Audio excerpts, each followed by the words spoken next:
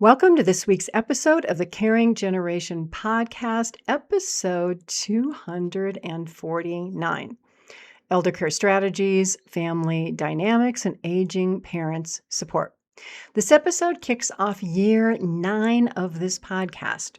Thank you to everyone who continues to follow the show and listen and share it. Please do take a moment. Do me a favor. Post a positive comment about the show on the podcast app where you listen. Apple, Spotify, Spreaker, or another site. Your support and your comments help the show reach more listeners worldwide. I'm Pamela D. Wilson, your host. Visit my website, PamelaDWilson.com, to learn more about me and available elder care and caregiving services and supports. In this episode, we'll be talking about how to solve the issue of constantly reacting to elder care emergencies by identifying systems and root causes and solving them. Whether you are an older adult dealing with one health problem after another, or a caregiver supporting an aging parent doing the same. To do this, we'll look at the limited personal resources, time, money, physical, mental, or emotional energy, attention and focus, relationships, social connections, skills and abilities, influence, and health. Because there's only so much of these to go around before individuals become exhausted and have difficulty functioning in daily life. I'll also talk about what might be called bad habits, or a more technical term, symptoms of a bigger problem. We all have them. So I'll share how these negatively affect personal resources to see if any of this is happening in your life. If so, it may be time to take a look at the whys and look for solutions, or just accept that you don't want to look for a solution because you're more comfortable staying in that endless loop of reacting to one emergency, one situation after another. It's pretty amazing what people can get used to and refuse to change at all costs. How many of you know somebody like that? One example of this bad habit is procrastination. It results in more stress for the procrastinator and everybody around them. Procrastination eliminates or reduces the possibility of taking advantage of a time-sensitive or an unexpected wonderful opportunity because the procrastinator can't think ahead. They live moment to moment and day to day, and they're just too set in their ways to change. Procrastination also results in a loss of choices, especially for older adults. For example, older adults who refuse to complete estate planning documents, like naming a medical or power of attorney. And then they're diagnosed with dementia, and then it's too late.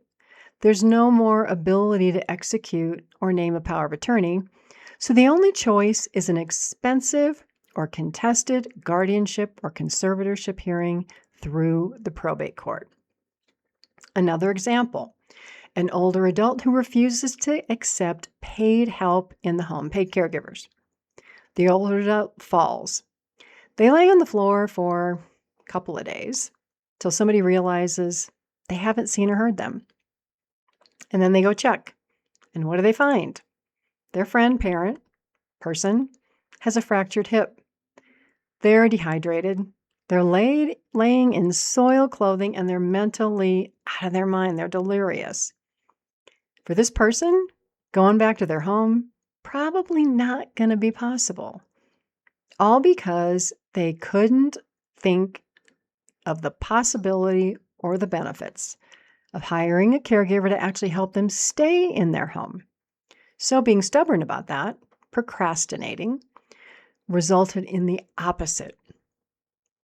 So the lesson here is that everybody can be short-sighted, not look into the future, not think of future opportunities or the consequences of choices, especially when you're reacting to one crisis at a time and you're functioning in this endless loop of stress or family dysfunction because you don't have time, right? Your brain's so focused on what's the next problem. I got to get through this.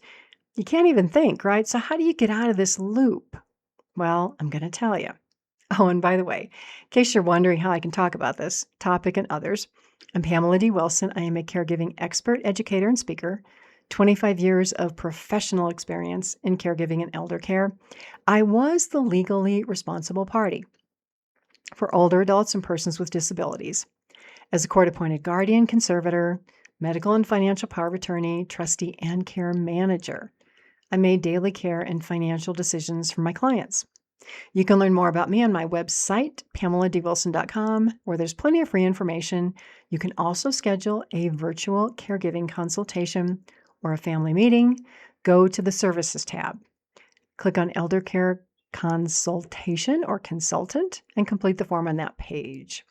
So let's start by just looking at bad habits or symptoms that everybody can have. Refusing to go to the doctor. Not having a primary care physician or a geriatrician, refusing to take medications, then wondering why one does not feel well. Physical activity. You sit in front of the television all day and night and you wonder why you don't have any energy. You're socially isolated. You don't leave the house. That can negatively impact your cognition, your ability to think and other brain functions, not to mention, it can make you depressed and you can lose your social skills. Then there's poor coping skills. Well, these show up through impatience, you're being rude, inconsiderate of other people, you have emotional outbursts, you're angry, you're resentful, all those not so good traits. Then there's poor nutrition, eating junk food. You have sugar highs, you have sugar lows. Older people become frail, they become weak, malnutritioned. You have high body mass. You can't go out and do the things you want to do. Then there's not asking for help because you're insecure about asking for help. You lack self-confidence, or you believe that you're always right and you just don't need anyone for anything. What about monopolizing conversations? How many people do you know who do this? They find a willing ear and all they do is complain or vent. Oh, poor me. They blame other people. Then there's poor hygiene, right? Not bathing or showering, not washing hair, wearing clean clothes, or taking any kind of pride in one's appearance. Big one, especially for older parents. Making other people feel guilty or responsible for problems to the degree that adult children and other people, well, they start limiting phone calls or visits because who wants to spend time with somebody who makes you feel guilty or complains all the time? How many of you can think of any more habits that can have some negative effects or consequences on relationships or health or interactions?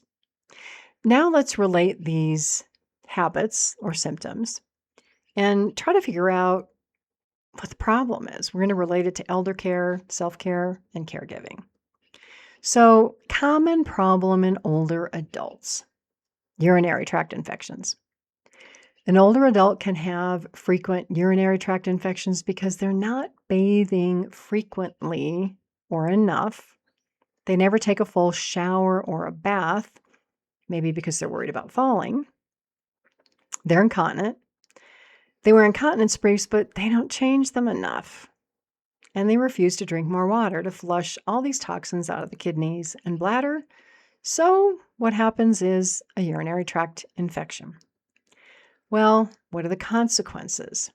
The results can be more frequent falls, potential hip fractures, physical weakness, changes in their mental status. They get confused. They can't remember things. Then what happens? They go to the hospital emergency room. Sometimes they're admitted, usually prescribed antibiotics with, of course, a recommendation to see the primary care physician for solutions that they've probably already been given and they just don't want to follow. So what's the effect on other people? The caregiver.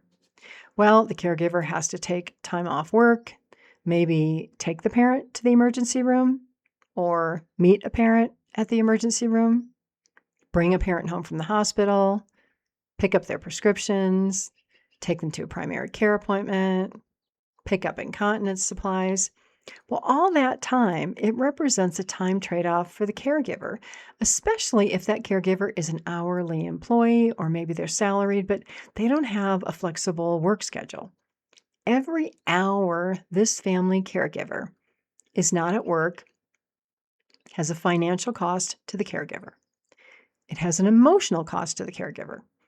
Oh my gosh, I have to take time off work. I don't have any paid vacation time. My boss is going to think I'm unreliable. I'm going to lose my job. I'm never going to get promoted. So let's put a number, a value on the busy caregiver's time that is lost due to having to miss work at $500. And then let's look at why on earth does this keep happening? You got any thoughts? Potential reasons. Parent has dementia or memory loss that's not diagnosed. They really can't remember to perform hygiene, shower, bathe, change Depends, go to the bathroom frequently. Then there could be concerns about the cost of incontinence briefs or not having enough on supply on hand at the house. They may refuse to drink water because what does that cause? That causes a need to urinate, which means go to the bathroom or soil the incontinence briefs. Parents may be depressed. They may be apathetic. There can be a long, long reason of why older adults don't do self-care and maintain their care. Why they don't listen to the doctor, which obviously is their choice. So two people have to ask whys. The older adult must ask themselves, why is this like happening to me? And the caregiver is asking the same thing. Trust me, like, why am I having to deal with these issues with my parents who don't listen and don't take care of themselves? Ugh. Well, until the why is known, the problem can't be solved or identified or even accepted. So the bottom line here is, who owns the problem? Well, in the case of incontinence, it's the older adult. It's not the caregiver. Yet the cost of the caregiver is $500 in income, not to mention the mental and the emotional stress, worry about losing their job. Every time this happens, that a parent has to go to the emergency room. So ask this question. If the parent had to pay a hired caregiver $500 every time this happened or every time they needed help, would they continue to not do anything about it? Would they continue to ignore the problem? Would they willingly write that check?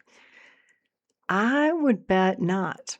But the problem is having a son or a daughter who shows up to fix that problem, it's free.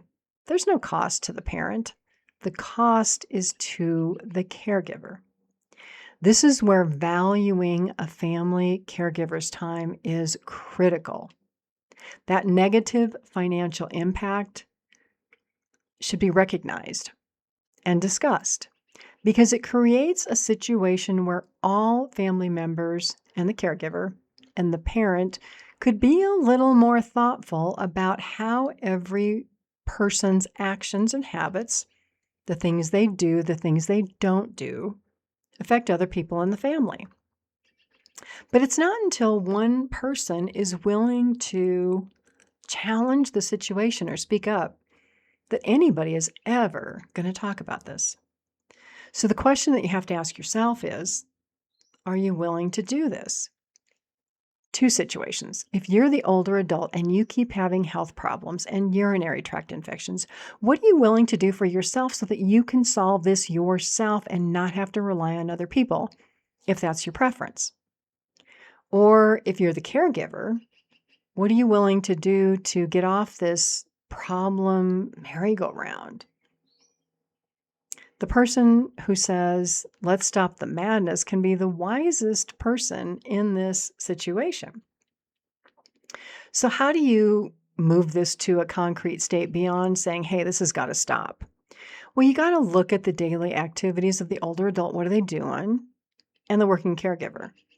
Who's got more free time to devote to the why of this issue and actually solve the problem?